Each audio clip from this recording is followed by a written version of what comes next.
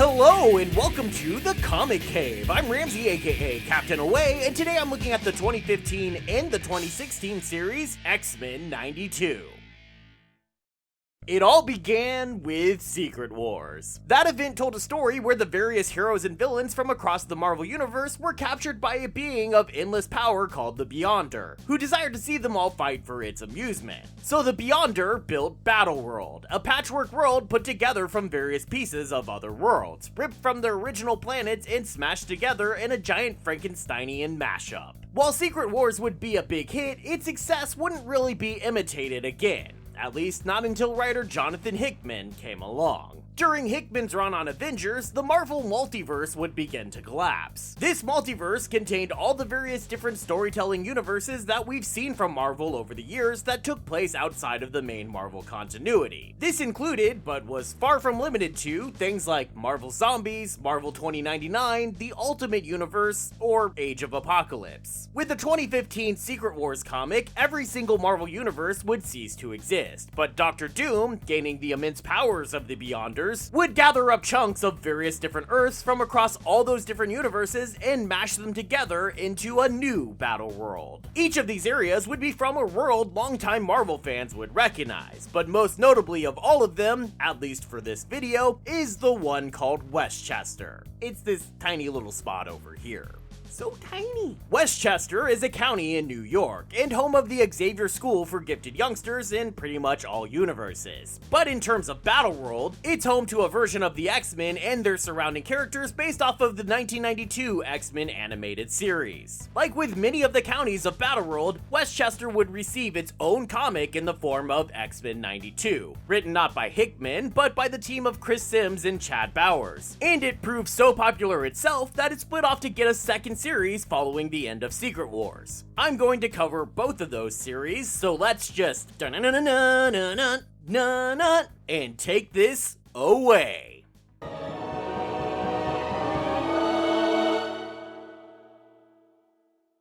The comic opens on a mall.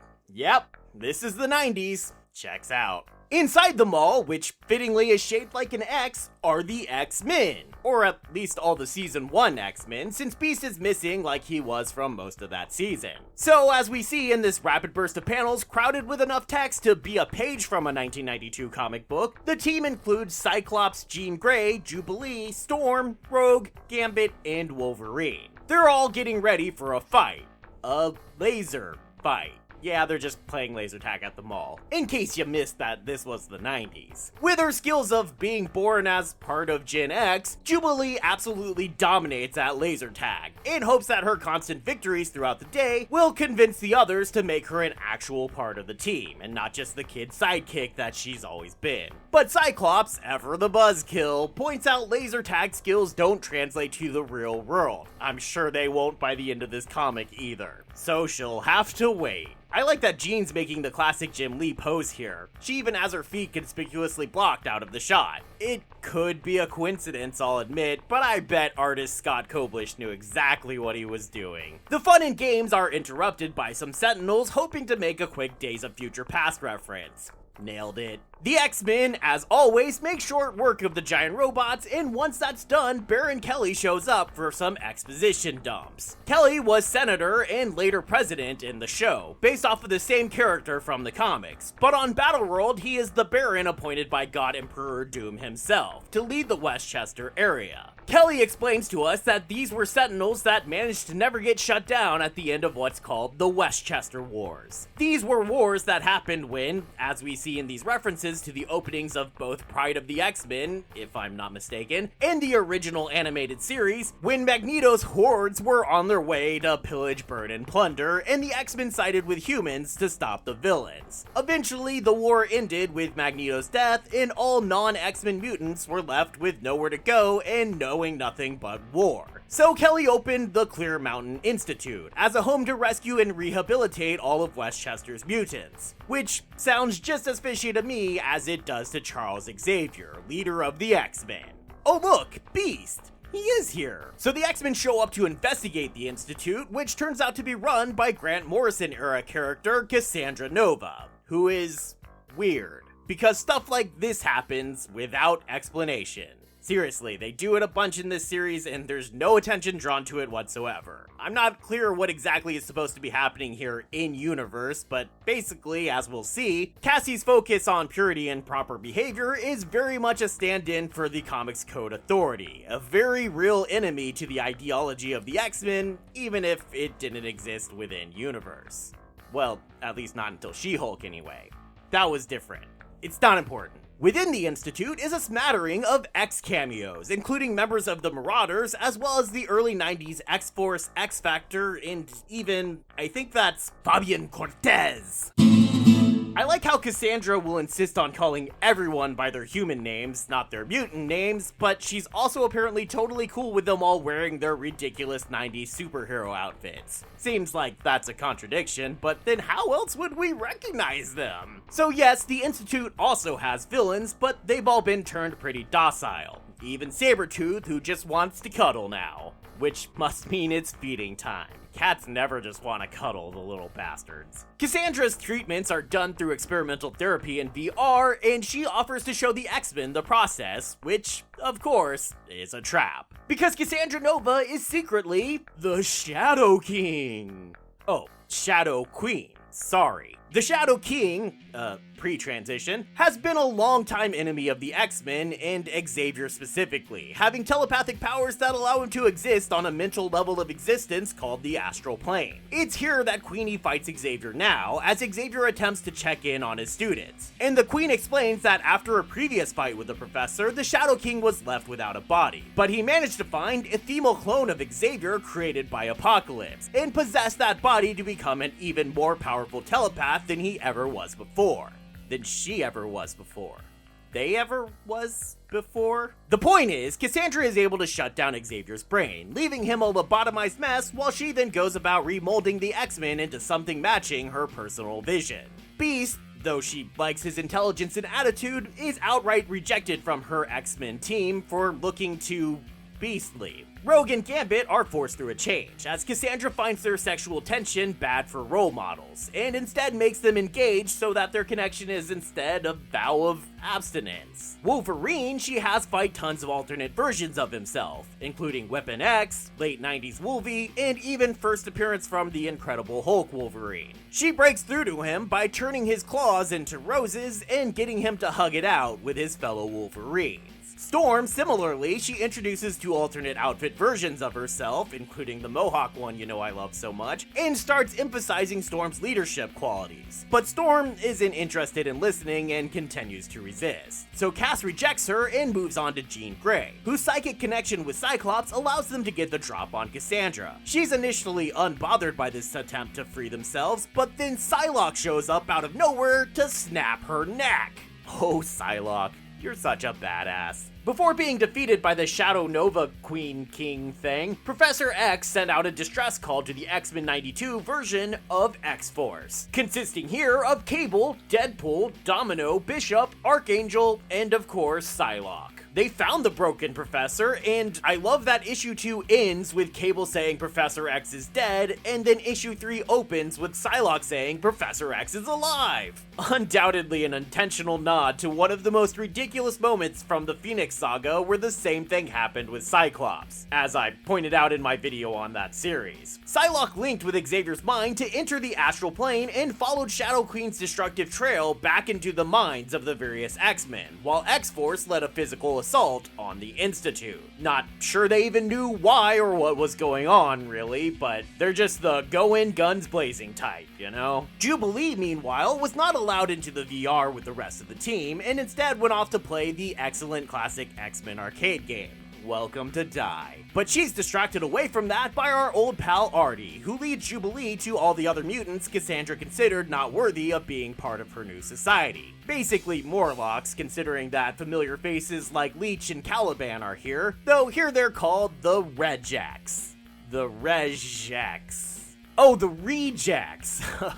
The Rejects. I get it now. I get your play on words now. Wow, you actually managed to find something worse than Executioner. Despite being Reg-X'd, they've still been contributing to Cassandra's vision by dismantling Sentinels, like the ones who attacked the mall earlier. And whatever for? Well, it seems Cassandra has a plan to kill Baron Kelly and assume leadership of Westchester, using her newly converted more pure X-Men and a giant multi-sentinel, the Voltron of Sentinels. Because it's made up of multiple Sentinels, it repeats everything it says almost as much as a Daft Punk song. It probably sounds like one too. Destroy, destroy, destroy, destroy. X-Force, having freed the X-Men, joined with the Rejects in attempting to fight the Multi-Sentinel, while Cassandra's version of the X-Men, the new X-Men, to make further Grant Morrison references, leap in to save civilians, and we get our first glimpse of just how lame they are now, with Wolvie saying things like "be cool, stay in school," and Gambit and Rogue being too busy planning their wedding to be very effective. That causes them to nearly get knocked out by 10 Sentinel, as Cassandra apparently calls it, and this near-death experience wakes them up. Wolverine's wake-up call is much simpler. When he refuses to use his claws to help a woman trapped in a car, she asks him to go get Cyclops to help her instead.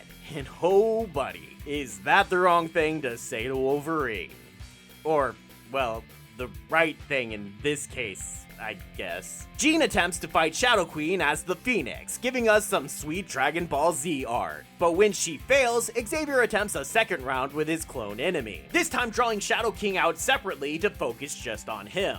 Xavier attempts to armor himself in Magneto armor, giving us a bomb onslaught throwback.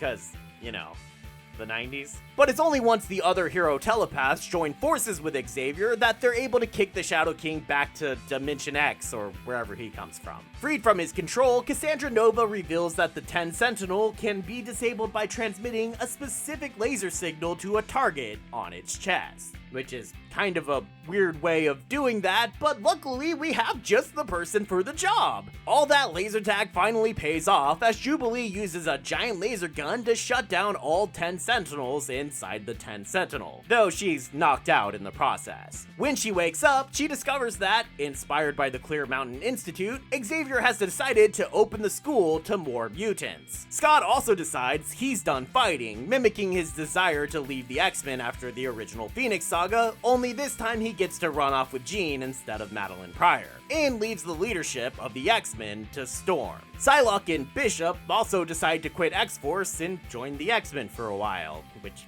yeah, I guess, you know, now you know. That's where the first series ends, and the full series will pick up. With Secret Wars having ended, the X-Men 92 will have returned to their original world, or a close approximation of it, and it's a bit unclear on just how much memory of the Secret Wars is kept. So we check in on the X-Men with the new school in full swing, until old X-Men character Maverick crashes in with some bad news. Before he can say anything, he passes out, and a bunch of Russian/Cold War baddies, including Omega Red, show up to keep him from talking. It seems that back in the USSR, in the earliest days of their attempts to make a super soldier, they created Alpha Red, a creature so powerful and untamable that when it was released on its first mission, it killed everyone on the battlefield from both sides. So it was locked away forever, only it was also immortal, and now Andrea and Andreas von Strucker, children of old Captain America villain Baron Strucker, have let the Alpha Red loose, as part of a game played by the Game Master to destroy the X-Men. Alpha Red attacks Jubilee first, while she's out on a date with Chamber, who had been one of the Rejects in the previous series, and one of Jubilee's Generation X teammates in the original Marvel Universe. We don't see the attack, but we do see the result, which is Chamber bringing her home unconscious, only to have her immediately die.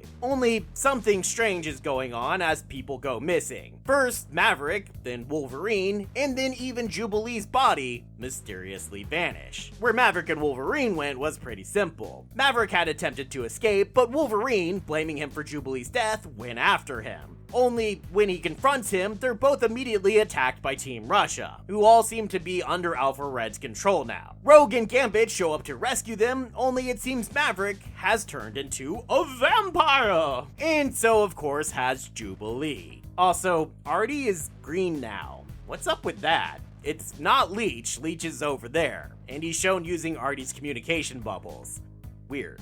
Anyway, as the Smashing Pumpkins reference that is the storyline's title tells us, Alpha Red is a vampire. More than that, he's the son of Dracula.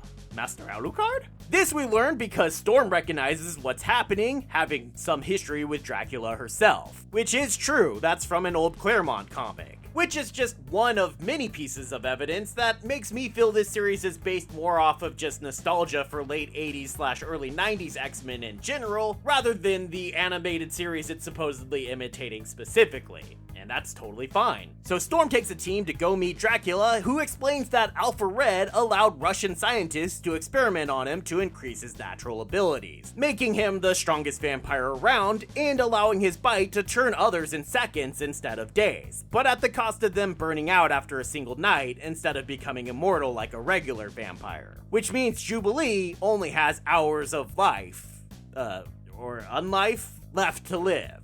Oh, unlive. Relive? Death?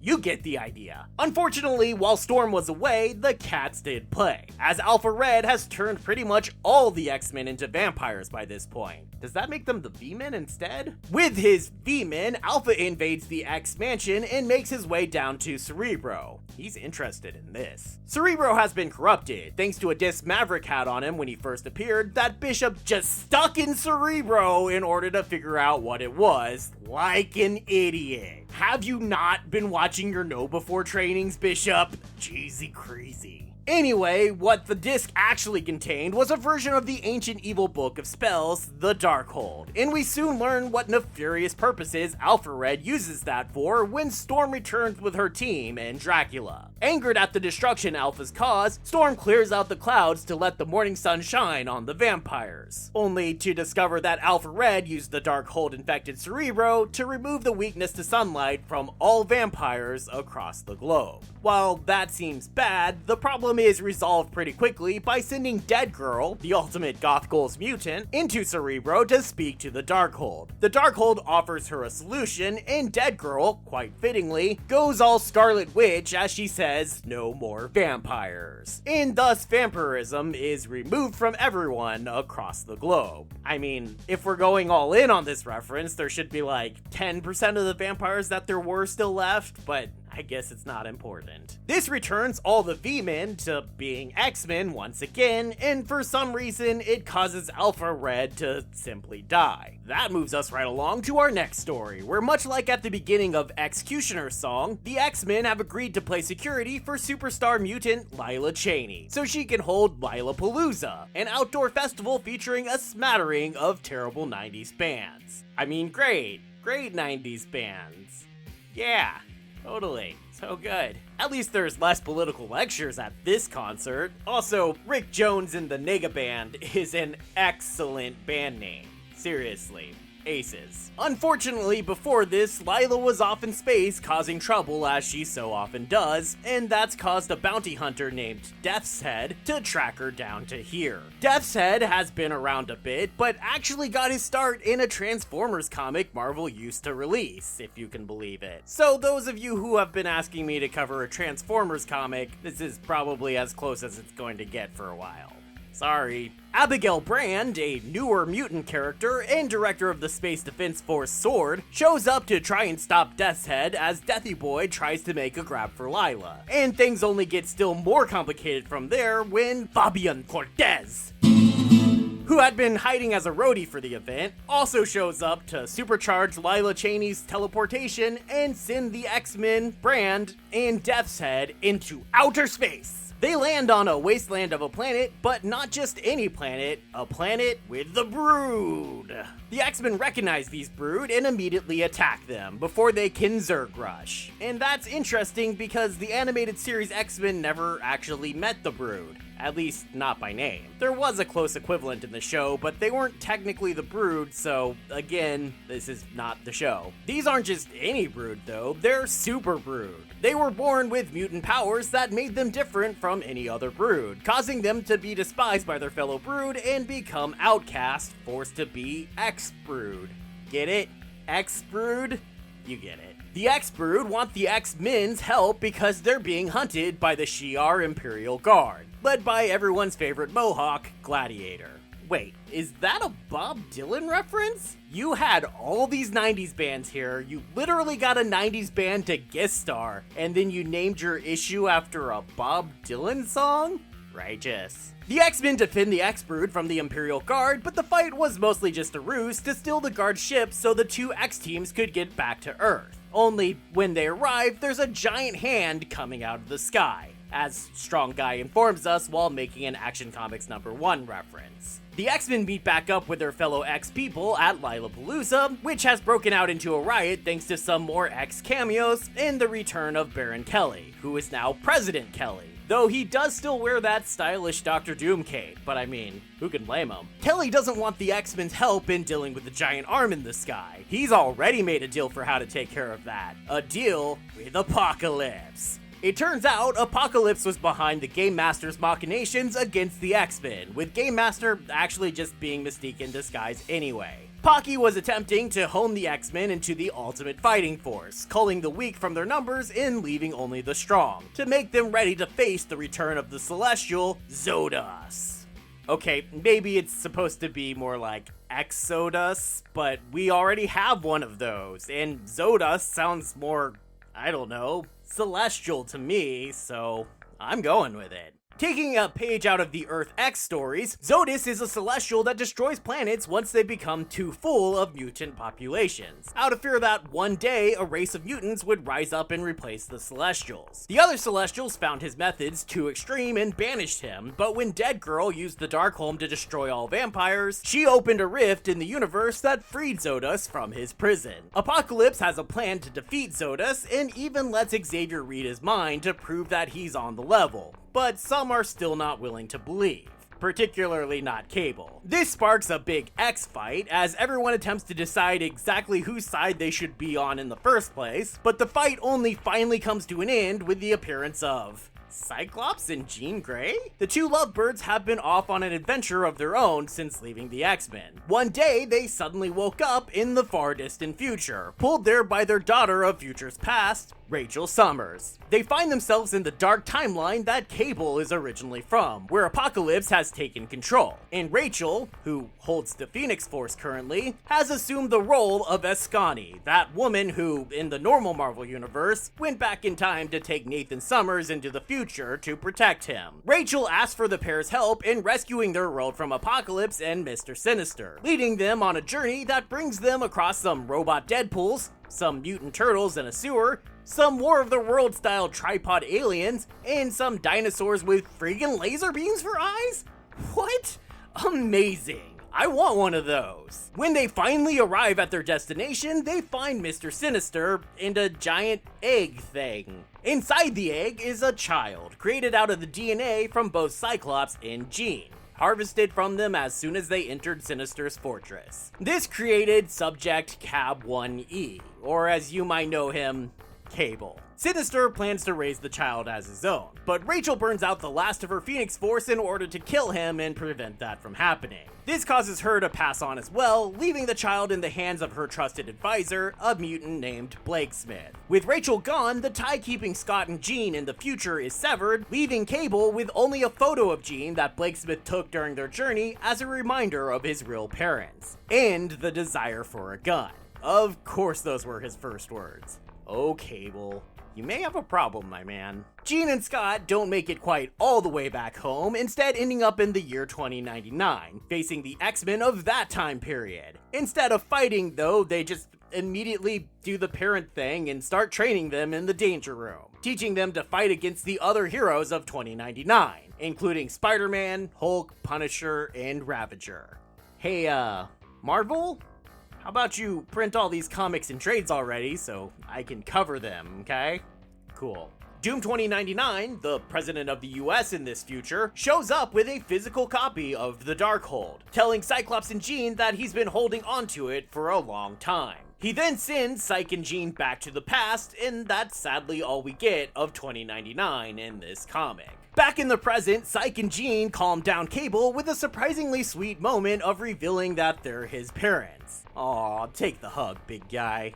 Apocalypse's plan was to build a machine to turn all humans on Earth into mutants, but the X-Men, still not trusting him, consider using the Darkhold instead, now that Cyclops and Jean just so happened to have brought it back to the past with them. But they also decide they can't make the choice to just turn everyone into mutants for all of humanity. So Xavier sends out a telepathic call to everyone on Earth to see if they're cool with it. While waiting for a response, Scott and Jean spend some quality time with their son, in what must be the single most adorably wholesome moment Cable has ever been personally a part of. And then a huge delegation of humans comes to the mansion, agreeing to be changed into mutants. So Dead Girl again attempts to communicate with the Darkhold to make this happen, but she can't handle the book's immense power. So Xavier takes her place, but still weakened by his battle with the Shadow King / Cassandra Nova in the first story, that ends with his death, which you'd think would be a bigger deal, but we just kind of move right on from there. And everyone in the world goes off to fight Zodus,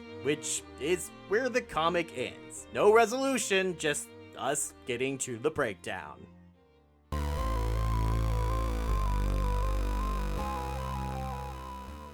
I'd say this is an epic case of the creative team taking the assignment a lot more seriously than I expected. This book is, like, good? I mean, it's massive amounts of nostalgia and references thrown out constantly, but those are just, like, off to the side and extra. They're there for the longtime fans, but not a necessity to understand for newer readers. Instead, the team just told easy to follow but still complex enough to be interesting stories filled with the crazy X-Men antics we know and love. They definitely understood how much of a soap opera X-Men is, and they embraced that. It's a bit lacking in the heavier themes and tone of X-Men that even the animated series took to heart as an important part of its storytelling, and the characterization feels off sometimes, especially through a lot of the first story during Secret Wars, which is definitely the weakest link here overall. There's also the fact that, again, despite supposedly being based off the TV show, I feel this is much more based off of the comics that were coming out at the time the show was running, rather than it is the show itself. This feels to me more like lost X-Men stories or a what-if or alternate timeline that the comic could have gone in if Jean Grey had never died. But again, that's not really a bad thing, especially now that we have X-Men 97 and a new comic series based on X-Men 97, so we're not exactly short in stories of this time period. So I'm giving this series a recommendation level of high.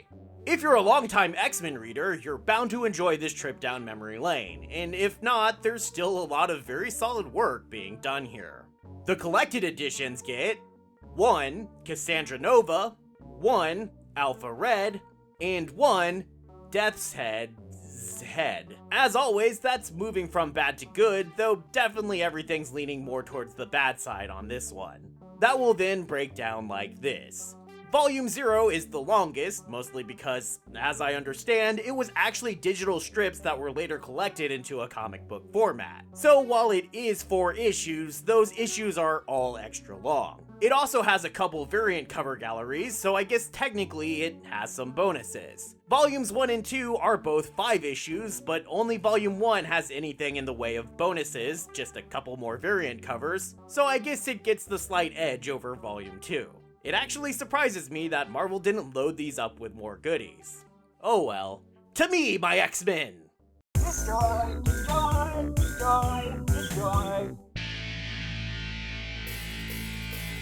Thanks everybody for watching, and I hope you enjoyed this video. It was not at all planned, as maybe you can guess, but I just couldn't help but get swept up by X-Men 97 hype, and just had to find a way to celebrate as well. If you enjoyed this video and would like to see more X-Men from me in the future, or you're just a mutant or a true believer, then be sure to click the like and subscribe and all those things so you can be sure to be here next time, and I hope to see you then, right here in the Comic Cave.